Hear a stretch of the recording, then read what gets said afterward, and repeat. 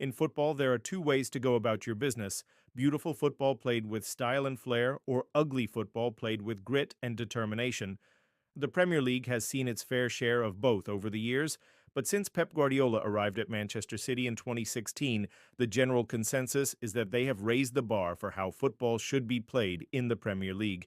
Even if their dominance has led to some fans of other clubs growing tired of seeing them win, Pep Guardiola's philosophy has been a huge success at City.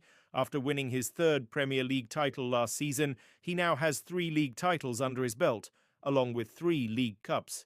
He's also reached one Champions League final and has consistently made City one of the most feared teams in Europe.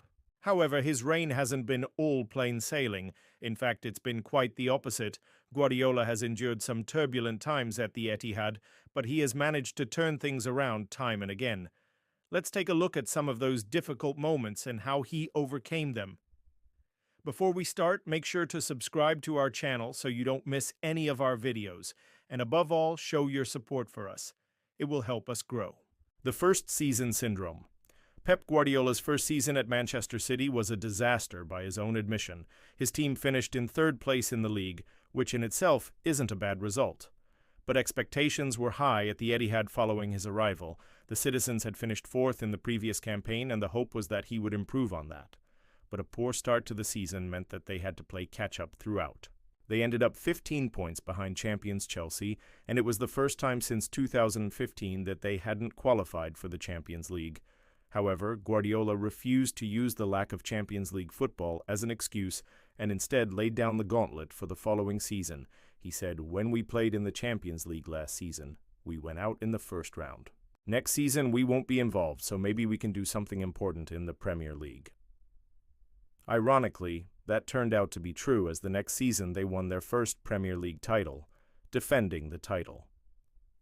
After winning the Premier League in 2018, the expectation was that City would dominate English football, but to everyone's surprise, Liverpool came from behind to win the league by a single point the following season. This wasn't all bad news, though, as they also reached the Champions League final, only to lose out to Chelsea. It was a disappointing end to the season, but not a terrible one. Despite this, Guardiola knew he had to bolster his squad if they were to reclaim the title. 2020, the year without a trophy. While the 2019-20 season may have started brightly for Manchester City, no one could have predicted what was going to happen. They were cruising towards another Premier League title when the season was suspended due to the COVID-19 pandemic. When football eventually resumed, they were in a 3-way race for the title with Liverpool and Chelsea. But ultimately, it was Liverpool who came out on top. To add insult to injury, they also won the FA Cup and the Champions League.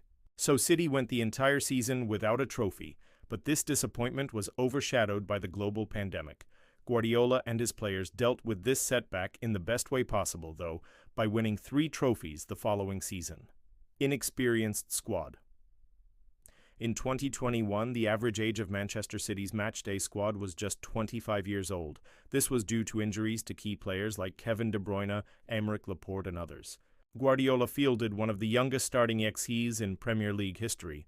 For many people, this was a great opportunity to assess the club's academy prospects, but for others, it was a disaster waiting to happen. Fortunately for the latter, it didn't. Although City didn't win the league that season, they did reach the Champions League final. But it just goes to show that while youth is great, experience is invaluable. The same can be said of the following point, which is a lack of depth in the squad. Lack of depth. A good example of this was in the 2021-22 season. City were challenging on all fronts once again, but a lack of depth proved costly. They were knocked out of the Champions League in the semi-finals by Real Madrid, and they also lost in the FA Cup semi-finals to Liverpool. And although they retained their Premier League title, they only managed to do so on the final day of the season, after a dramatic finale against Aston Villa. Guardiola needs a bigger squad with more quality to compete year after year, but unfortunately, he has been unable to do that due to financial constraints, no goals. The 2021-22 season may have ended happily for Manchester City, but the same can't be said for the 2019-20 season.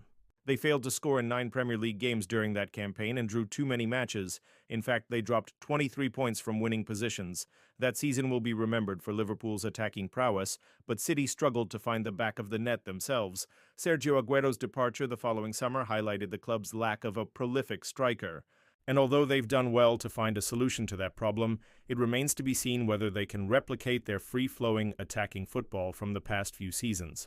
Guardiola's tactics. Guardiola has come under some criticism for his tactics over the past few seasons. Some pundits argue that his men are too negative when playing away from home. They also accuse him of being overly cautious in big games. Last season, they were criticized for their tactics in both legs of their Champions League semi-final against Real Madrid, but their 4-0 aggregate victory showed that sometimes pragmatism is needed to get the job done. There is a school of thought that says that you can't win every game playing attractive football. Some teams need to be ground out, so the tactics are working to a degree.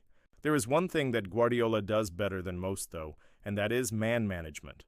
Players always seem to enjoy playing under him, and they tend to get the best out of those players. He is known for improving players and then selling them for a profit. Look at the likes of Leroy Sane, Gabriel Jesus, and Raheem Sterling. He's already achieved legendary status at the club and will go down as one of the best managers to grace the Premier League.